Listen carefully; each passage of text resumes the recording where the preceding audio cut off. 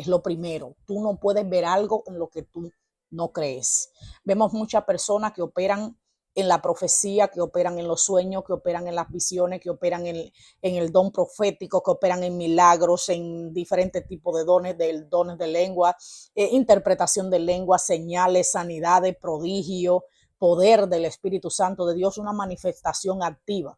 Pero hay mucha gente que no cree en nada de eso. Entonces, no esperes en tu vida que tú vas a operar en algo en lo que tú no crees, porque esto no es por vista, esto es por fe. Podemos desear muchas cosas, podemos anhelar muchas cosas, podemos incluso ver muchos ministros de Dios operando en niveles sobrenaturales, en niveles de sobrenaturalidad, pero tú no vas a operar en esos niveles si tú no crees en esos niveles, porque tú eres como una esponja que tu espíritu va absorbiendo lo sobrenatural, pero es lo que tú crees de lo sobrenatural. Si tú no crees en algo, vuelvo y repito, no se va a activar a eso en tu vida.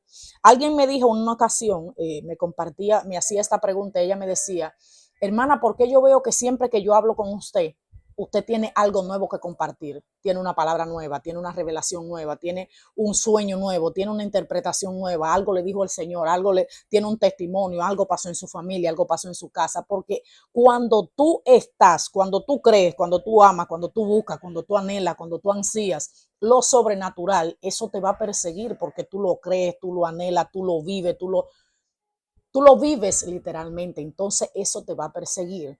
Otra cosa que debemos saber es que cuando tú vives buscando de Dios, cuando tú vives en armonía con nuestro Dios, cuando tú vives con una vida en comunión con Él, lo que Él tiene se te va a pegar.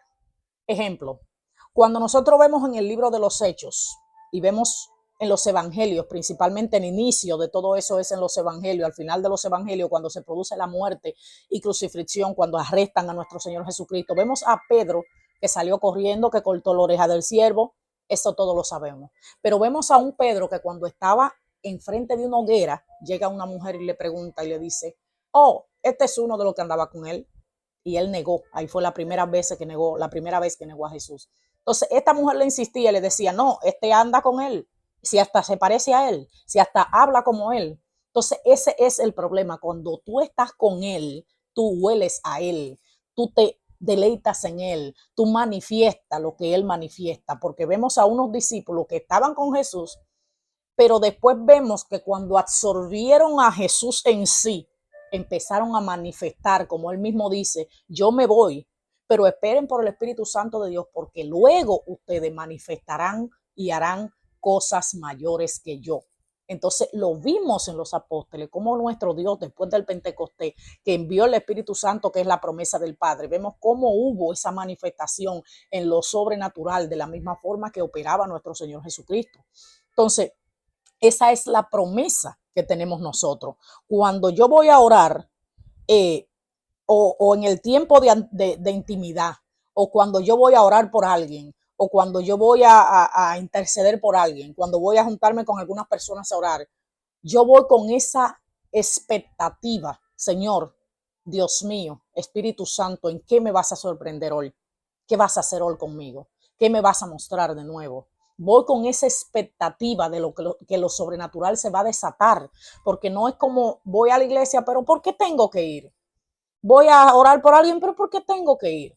Voy porque, ay, en mis funciones como líder, pues tengo que orar para que después no digan que no se oró por ellos, pero yo sé que no va a pasar nada. No, esa no es la expectativa que debemos tener. Tenemos el poder del Espíritu Santo de Dios. Si obramos en lo sobrenatural, si andamos con Él, si tenemos comunión con Él, tenemos que hueler a Él, tenemos que manifestarlo a Él, al Dios Todopoderoso. Tiene que ser un estilo de vida de lo sobrenatural, un estilo de vida de Él, de estar con Él. Con eso no quiere decir que nosotros tenemos que andar viviendo, persiguiendo las experiencias, de experiencia en experiencia en experiencia. No, no es una vida de experiencia, es una vida de comunión con Él. Cuando tú estás con Él, lo sobrenatural va a venir. Hay una palabra que vemos en el Génesis, que vemos que dice que a nuestra imagen y semejanza el Dios creó al hombre. Creo que, si no me equivoco, en Génesis 1:26. A imagen y semejanza Dios creó al hombre. Entonces, si el Señor te creó a ti y a mí, a su imagen y semejanza, cuando tú estás con Él, el ADN de Él se te tiene que activar. Cuando tú estás con Él, lo sobrenatural se tiene que activar en ti porque tú le sirves y tú estás en comunión con un Dios sobrenatural, con un Dios que no es de este mundo, que no es de este reino, como decía nuestro Señor Jesucristo. Tú estás con el Rey de Reyes, con el Señor de Señores, con el Todopoderoso, con el Creador del universo, con el que dio vida, dio materia, dio existencia, con el que lo es todo. Entonces le servimos a un Dios que no habita en cuerpo humano, que es un Dios sobrenatural. Y como tú tienes el ADN de tu Padre, que es sobrenatural, tienes que reflejar lo sobrenatural, tiene que activarse en ti lo sobrenatural. Muchas personas piensan que, por ejemplo, orar, ayunar. Yo voy a orar, yo voy a ayunar para que el Señor me use en lo sobrenatural. No, así no funciona el asunto. Eso no va a funcionar así, porque no se trata de eso. Esto no es por obra para que nadie se gloríe. Y nuestro Señor dice bien claro en su palabra cuando le mandó el mensaje al rey Saúl por medio de el profeta Samuel. Él le dijo: obediencia quiero y no sacrificio. ¿De qué te vale que tú sacrifiques ayunos, oraciones, silicio, quién sabe cuántas cosas más, lectura de la palabra, tiempo, todo lo que quieras sacrificar? Pero si tú sacrificas pero no obedeces a tu Dios, no estás haciendo nada.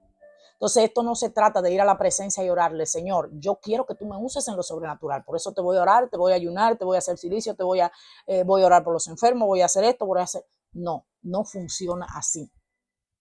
Esto es algo que cuando tú tienes comunión con Él, vuelvo y repito, te tienes que parecer a Él. Lo sobrenatural va a empezar a brotar en ti cuando tú empiezas a tener comunión con el dueño de lo sobrenatural.